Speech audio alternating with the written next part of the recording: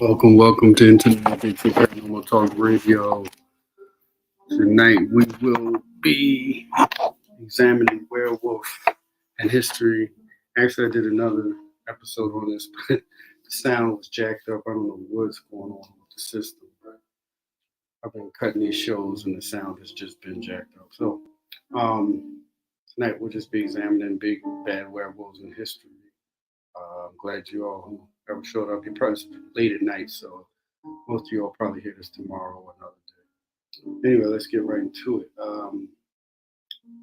There's an ancient rhyme describing the risk of becoming a werewolf. It goes like this: even he who's pure of heart and says hi, prayers by night, may become a wolf when the wolfbane blooms and the moon full and bright.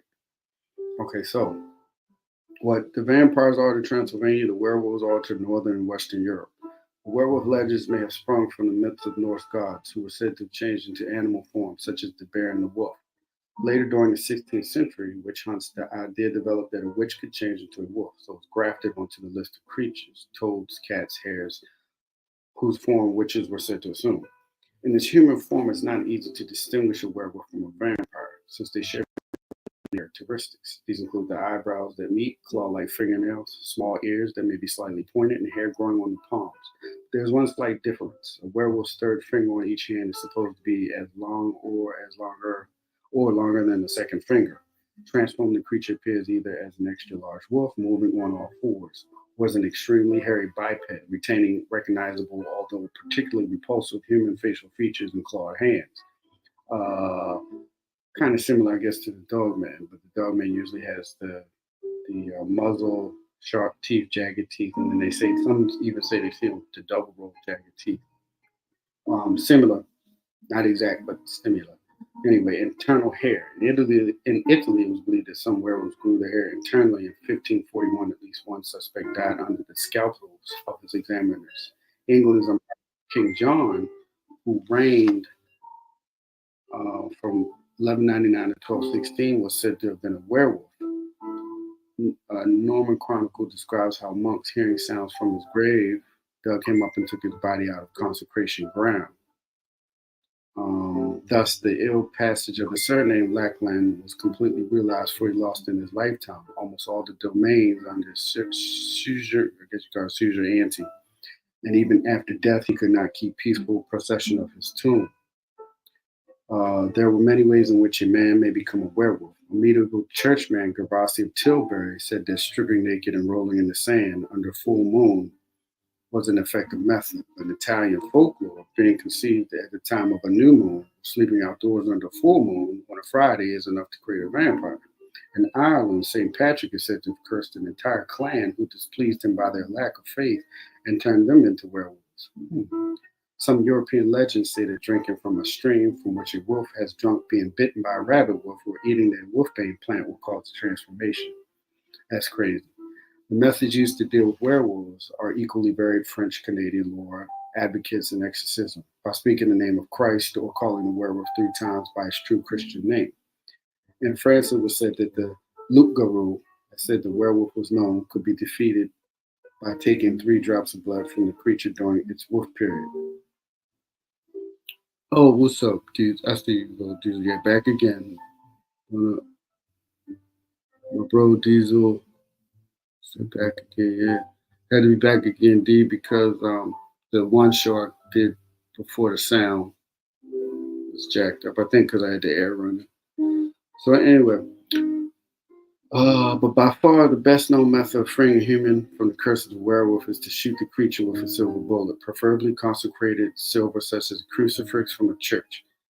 Do not shoot anything if you do not know what it is. Do not shoot it if you're not 100% sure that it is an animal. If you're not sure, do not shoot. If you have to question it, do not shoot. Unless something's coming at you and get ready to tear you apart, do not shoot, because you shoot either an innocent human being or even worse, you shoot a child. And I don't think you want to have that on your mind, so don't shoot if you don't know what it is.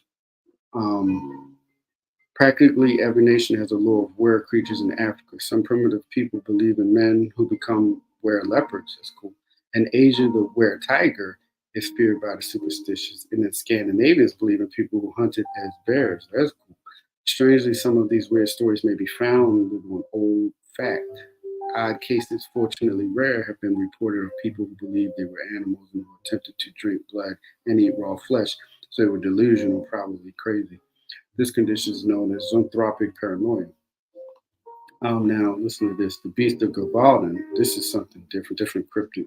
From 1764 to 1767, an unknown monster terrorized shepherds and shepherdesses who worked in the fields near the Auvergne Mountains in France, known as the Bear of Gavaldon. The creature was held responsible for the savage deaths of 40 people and vicious attacks on more than 110. Local people claimed that the creature was red, covered with scales, and had a mouth the size of lions. It could run at tremendous speed and evade any trap or hunter. In 1767, a large wolf was killed and attacks ceased, but no one is certain whether some other beast or human was responsible. Also, there's a thing called Werewolves Gathering. In 1960, there's a 19th century print that shows the werewolves of Normandy in France up against a wall. I guess they were communicating, doing their own thing, arresting or whatever. So you can check that out online. They were believed to steal into cemeteries and dig up corpses to devour. So if you want to see a bunch of werewolves, look up the 19th century print that shows the werewolves of Normandy, or just Google werewolves of Normandy. Also, there's a 15th century print from Germany shows a werewolf attacking its victim. So just put in 15th century German print werewolf, and that should come up. Or you may get a lot of good stuff if you type that in. So that was just something quick I wanted to go over that with you all who are interested in the werewolves legend and the dogman legend. And I'll give some more information on that. I just wanted to really get this out because I've been wanting to for a long time, and I finally got some time. So I hope you all enjoyed that. Please like, share, subscribe to the show. Like, share, and subscribe to the show, please. Also, I'm still looking for an editor and I need a co-host. So if anybody's interested, make sure you DM me. You got the name David Thundercloud on Facebook. Just direct message me. And for you all who have the phone number, you can go ahead and call. If you need it, just DM me. I'll give you the number. So everybody have a good evening. Thank you and good night.